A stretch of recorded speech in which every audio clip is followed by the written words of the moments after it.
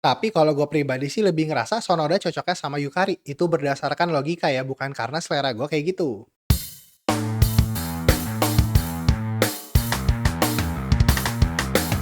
Cerita dimulai dari Sonoda yang baru dipecat. Dia juga diusir dari apartemennya sama pacarnya. Pacarnya pun bilang kalau dia sekarang udah ketemu cowok baru. Sonoda jadinya bermalam di hotel kapsul. Di situ dia dikasih tahu kos-kosan murah sama temennya. Besoknya Sonoda langsung datengin kosan itu.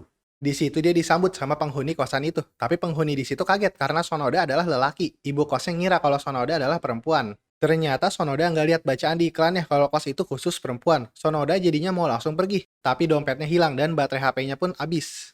Sonoda nanya apa dia boleh numpang ngecas, ibu kosnya pun ngebolehin Sonoda untuk tinggal sehari. Salah satu penghuni, Mio, ngasih batas buat Sonoda. Penghuni lainnya, Subasa, juga bilang kalau Sonoda macam-macam dia akan ngeviralin Sonoda. Pas Sonoda lagi ngecas, dia dengar suara berisik dari kamar sebelahnya. Ternyata penghuni sebelahnya, Lily, adalah mahasiswi di sekolah seni dan dia lagi ngepahat patung. Pas Lily ngelihat Sonoda, Lily pun minta Sonoda buat jadi modelnya. Pas Lily lagi ngelukis Sonoda, penghuni lainnya, Anju, pun ngisengin Sonoda. Sampai akhirnya Sonoda nggak bisa nahan mau kencing. Sonoda langsung keluar nyari toilet. Pas dia ke toilet, ternyata di toiletnya lagi ada Mio dan Subasa. Mio langsung nyuruh Sonoda keluar. Malamnya ibu kosnya masakin makanan buat Sonoda. Sonoda bilang dia jadi keinget sama masakan neneknya. Sonoda juga cerita kalau dia cuma tinggal bareng neneknya aja. Karena kedua orang tuanya udah meninggal pas dia masih 3 tahun.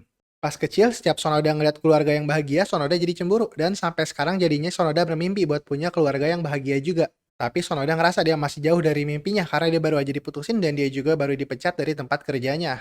Besok paginya Sonoda pergi. Pas Lily lagi mau sarapan dia ngeliat banyak makanan di kulkas. Ibu kosnya pun bilang kalau itu adalah permintaan maaf Sonoda karena udah ngerepotin. Ibu kosnya juga cerita apa yang dialami Sonoda selama ini. Di taman Sonoda bingung mau ngapain dan dia ngerasa orang-orang ngeliatin dia terus. Sonoda pun pindah tempat, tapi dia malah ngeliat poster orang hilang yang bergambar mukanya. Akhirnya dia ketemu sama Lily. Terus Lily bilang kalau mereka semua mau nerima Sonoda di tempat itu. Sonoda pun berterima kasih. Di jalan pulang, ibu kosnya bilang kalau mungkin aja mimpinya Sonoda akan tercapai di tempat itu. Para penghuni itu pun ngenalin diri mereka ke Sonoda, terus mereka pulang bareng.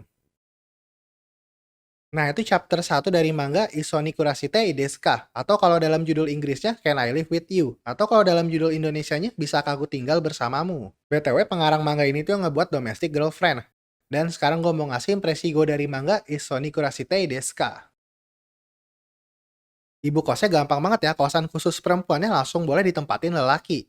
Oke, jadi yang bikin manga ini kan yang bikin Domestic Girlfriend. Jadinya gue penasaran sama cerita di manga ini. Tapi jujur aja sih, chapter satunya kurang menarik. Kalau di Domestic Girlfriend kan di chapter satu aja udah langsung ngebuat orang-orang tertarik. Tapi di manga ini masih kurang aja sih kata gue. Mungkin karena aneh juga ya, cuma denger kehidupannya Sonoda dan dimasakin masakan doang bisa ngebuat Sonoda dibolehin masuk ke kosan khusus perempuan. Kayak kurang kuat aja gitu alasannya. Tapi mungkin kedepannya bisa aja sih Sonoda jadi kerja di kosan itu. Soalnya kalau Sonoda kerja di kosan itu jadi lebih masuk akal sih ceritanya. Tapi tujuan dia aneh juga sih. Jadi dia kan mau ngebuat keluarga yang bahagia. Terus gue bingung aja sih dia bakal ngapain gitu buat mencapai tujuannya. Harusnya sih dia agresif cari pacar ya. Apalagi umurnya dia kan udah 27 juga.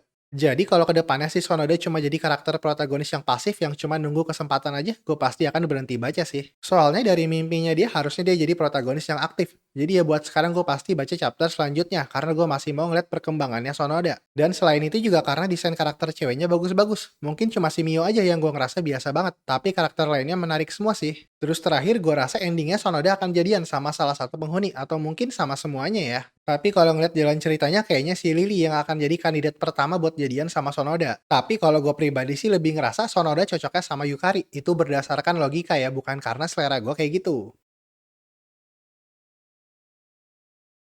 Pas gue buat video ini, manga ini baru banget keluar. Jadinya baru ada satu chapter aja. Gue sendiri bacanya itu di manga Dex, tapi di situ cuma adanya yang bahasa Inggris aja. Kalau yang bahasa Indonesia, pas gue buat video ini sih belum ada yang terjemahin. Tapi ya emang karena baru banget keluar juga, jadinya belum ada. Kedepannya mungkin akan ada.